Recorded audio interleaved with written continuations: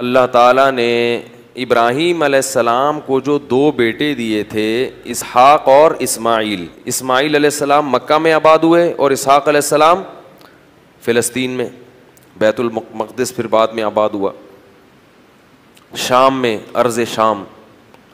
تو آگے پھر اسحاق علیہ السلام کی اولاد میں پیغمبر پیدا ہوئے ہیں، اسماعیل علیہ السلام، کیا ہو گیا مجھے یار، یعقوب علیہ السلام جن کا نام تھا اسرائیل لقب۔ پھر ان کے بیٹے تھے یوسف علیہ السلام جو مصر میں تھے، واقعہ بتائیں، مصر چلے گئے تھے، بادشاہ بن گئے تھے۔ پھر آگے مصر میں ہوتے ہوتے ہوتے ہوتے بنی اسرائیل پر فرعون غالب آ گیا۔ مصر کے بادشاہ کو فرعون کہا جاتا تھا، جو بھی ہوتا تھا بادشاہ، اس لیے بہت سارے فرعون گزرے ہیں، لیکن قرآن نے جس کا واقعہ بیان کیا یہ وہ فرعون تھا جو بنی اسرائیل کو جس نے غلام بنا لیا تھا اور بہت طاقتور بادشاہ تھا۔ یہ چونکہ یہ واقعہ جب تک پیغمبروں کا پورا سلسلہ معلوم نہیں ہوگا نا تو بات سمجھ میں نہیں آئے گی۔ تو بنی اسرائیل کو پھر فرعون سے نجات ملی، صحیح ہے۔ پھر اللہ نے بنی اسرائیل سے کہا کہ اللہ نے فرعون کو تو خرد غرق کر دیا، اب تمہارے پاس ایک حکومت آئی ہے، ریاست آئی ہے، اللہ کی کتاب بھی آ گئی، اب تم جہاد کرو،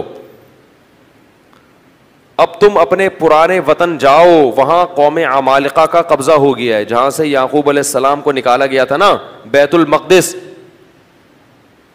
ادخلوا الارض المقدسۃ التی کتب اللہ لکم، ارض مقدس، جیسے اللہ نے مسلمانوں کا مرکز مکہ کو بنایا، ایسے اللہ نے بنی اسرائیل کا مرکز بیت المقدس کو بنایا تھا کہ پیغمبروں کا جائے وطن بیت المقدس ہے، مصر نہیں ہے۔ یہاں تو کسی ایک وجہ سے آ گئے تھے، اب اس علاقے پہ قبضہ کرو اور بیت المقدس کو آزاد کراؤ، وہاں تمہاری خلافت قائم ہوگی، پھر وہاں سے پوری دنیا میں جہاد ہوگا، کیونکہ دین برحق اس وقت وہی تھا۔ اس لیے بیت المقدس کی بڑی فضیلت ہے، ہزاروں پیغمبر دفن ہیں وہاں پہ۔ جتنے قرآن میں واقعات بیان ہوئے ہیں نا، 99% واقعات وہیں ہوئے ہیں، شام میں۔ حضرت مریم کا بچے کی ولادت، عیسیٰ علیہ السلام کی تقریر، پھر موسیٰ علیہ السلام، زکریا علیہ السلام کا محراب میں کھڑے ہو کر اللہ سے اولاد کی دعائیں مانگنا، یہ سارے ادھر ہی ہوئے ہیں واقعات۔ یہ تاریخی واقعات ہیں، جو لوگ جاتے ہیں، اب تو بیت المقدس جا نہیں سکتے، بڑی زبردست جگہ ہے، اگر اللہ کسی کو توفیق دے تو وہ جائے ضرور، ان جگہوں کی زیارتیں کرے۔ تو وہاں پر کیا ہوا کہ بنی اسرائیل کو کہا گیا اب کچھ ہمت خود کرو اور ارض مقدس پہ قبضہ کرو۔ تو وہ کہنے لگے، وہ وہاں قوم تھی بڑی طاقتور، تو بنی اسرائیل نے کہا کہ بہت طاقتور لوگ ہیں، پہلے اپنے کسی بندے کو بھیجا، جا کے دیکھ کر آؤ، اگر کمزور سے ہے نا کانگڑی پہلوان تو پھر تو جا کے لڑیں گے، اگر پاورفل ہیں تو ہم نہیں لڑ رہے بھائی۔ حالانکہ پیغمبر جب جہاد کا حکم دے دیں تو پھر وہ جہاد فرض ہو جاتا ہے۔ تو مشہور واقعہ ہے، بنی اسرائیل نے کہا اذهب انت وربك فقاتلا انا هاهنا قاعدون، اے موسیٰ تو جا اور تیرا رب جا، دونوں جا کے لڑو، ہم یہیں بیٹھ کے پروگرام دیکھ رہے ہیں۔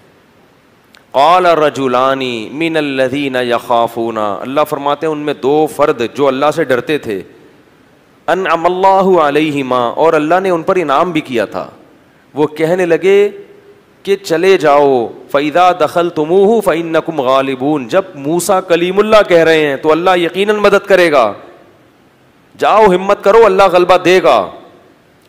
ہمارے حضرت فرمایا کرتے تھے کتنے مبارک ہوں گے یہ دو فرد جن کا اللہ نے قرآن میں تذکرہ کیا، اور اللہ گواہی دے رہا ہے کہ یہ دو انعام یافتہ لوگ تھے، کہہ رہے ہیں کہ بھائی پیغمبر کی مانو، اپنی عقل مت چلاؤ۔ وہ لیکن کہنے لگے نہیں بھائی ہمارے لیے بڑا مسئلہ ہے یار۔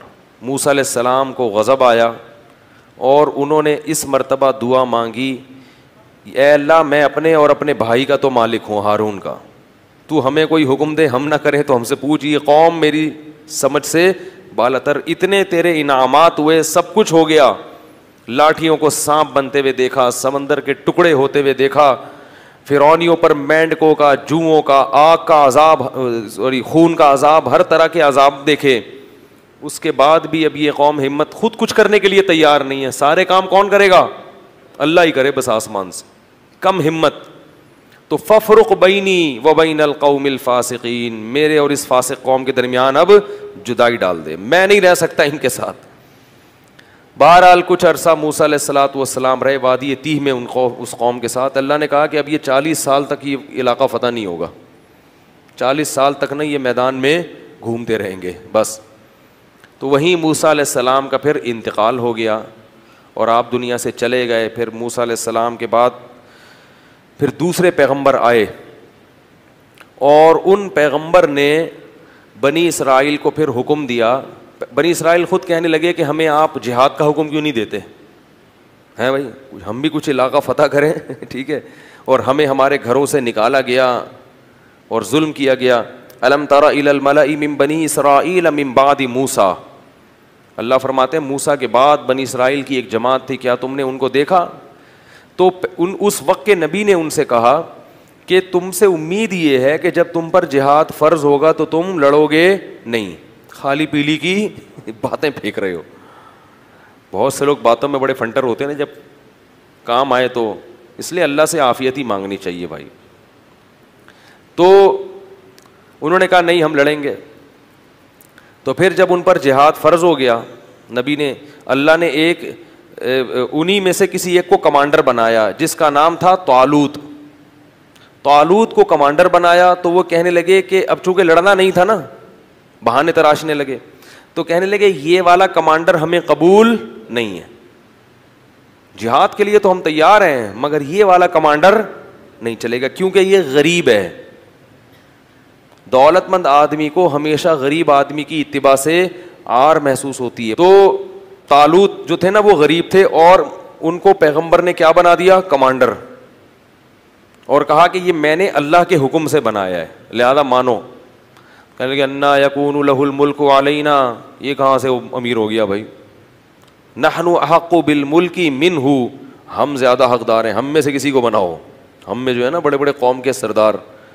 تو نبی نے کہا کہ نہیں، یہ سلیکشن اللہ کی طرف سے ہے، اور ان کے برحق ہونے کی ایک علامت یہ بھی ہے کہ حضرت موسیٰ اور ہارون علیہ السلام کی کچھ یادگاریں، کچھ تبرکات، جو ان کی کچھ اشیاء تھیں، بنی اسرائیل کیا کرتے تھے کہ جب بھی کہیں جہاد میں جاتے تھے تو حضرت موسیٰ علیہ السلام کی لاٹھی اور اس طرح کی کچھ چیزیں جو ان کے پاس رہ گئی تھی نا، وہ لے کے جاتے تھے تو اللہ ان کو فتح عطا فرماتا تھا، اس کی برکت تھی،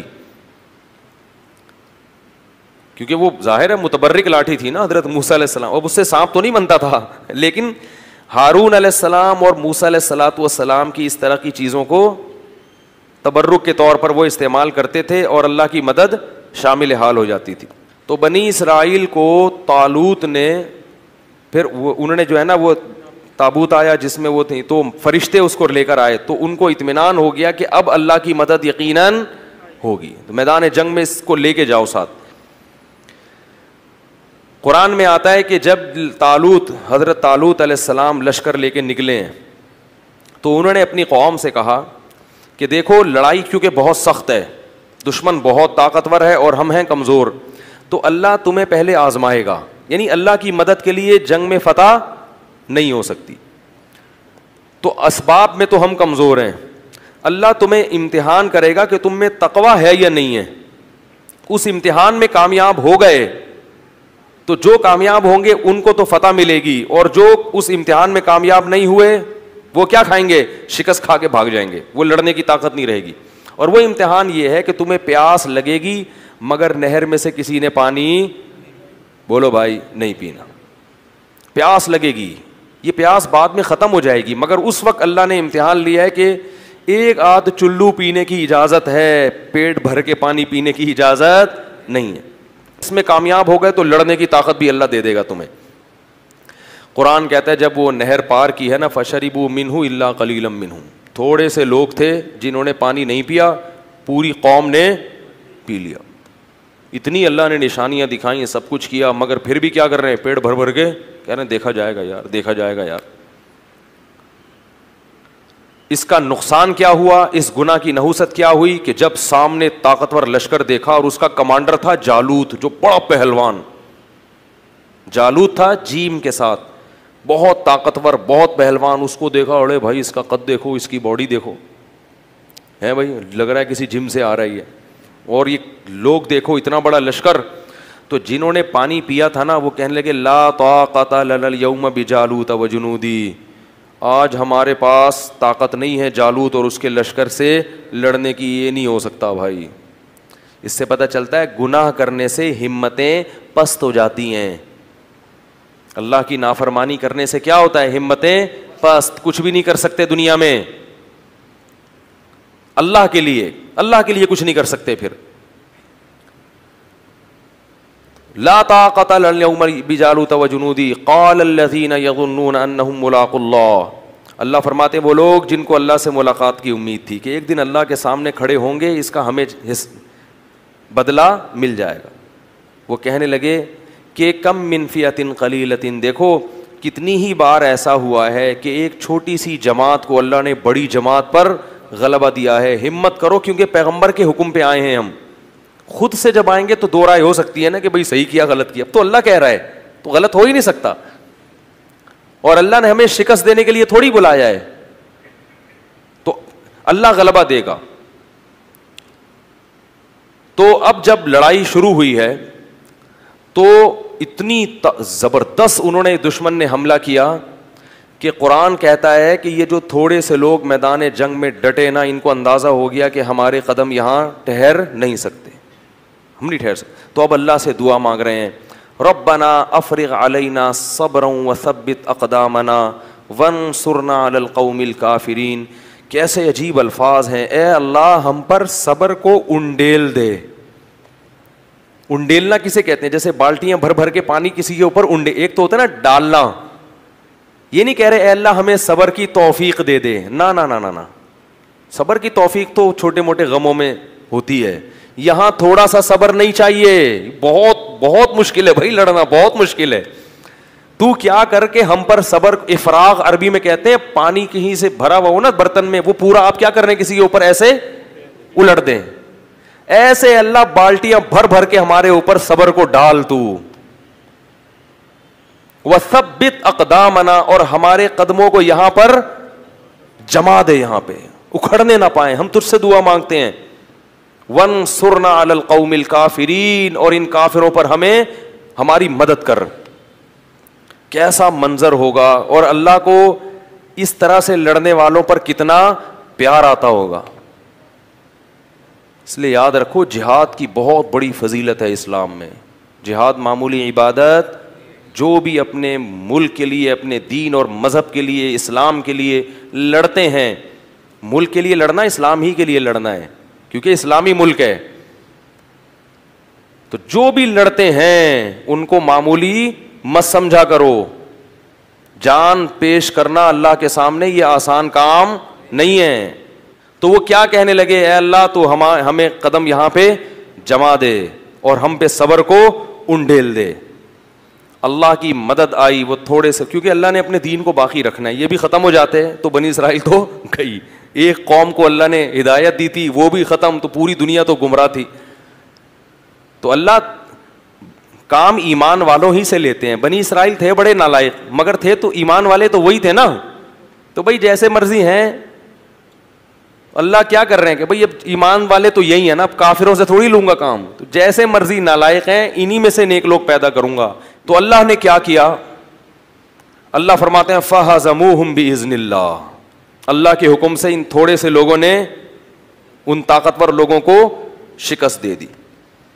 جب شکست دی ہے تو انہی بنی اسرائیل میں ایک شخص تھے جن کا نام تھا داؤد, جو کمانڈر نہیں تھے اور نہ نبی تھے, ایک امتی کی حیثیت سے وہ میدان جنگ میں لڑ رہے تھے.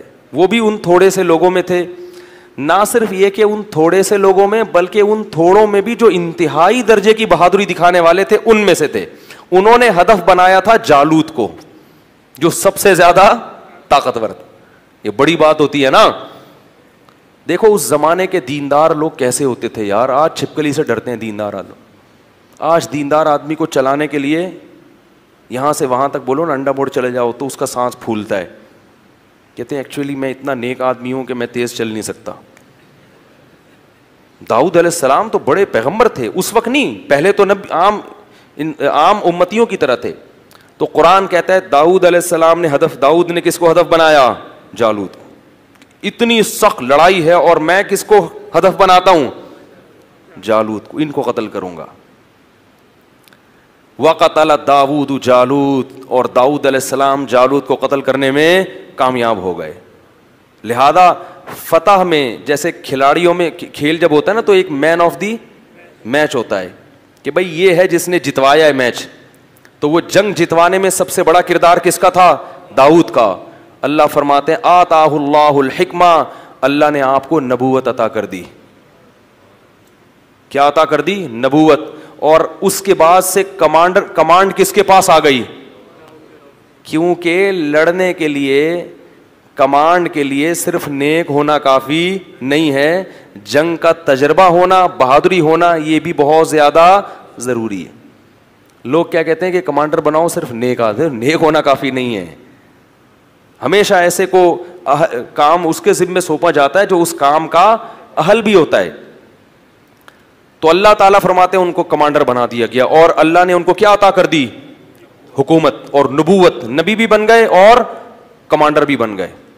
اب بیت المقدس پہ قبضہ ہو گیا، اور داؤد علیہ السلام کی بنی اسرائیل کے ذریعے فلسطین میں کیا قائم ہو گئی؟ خلافت، بنی اسرائیل کی خلافت.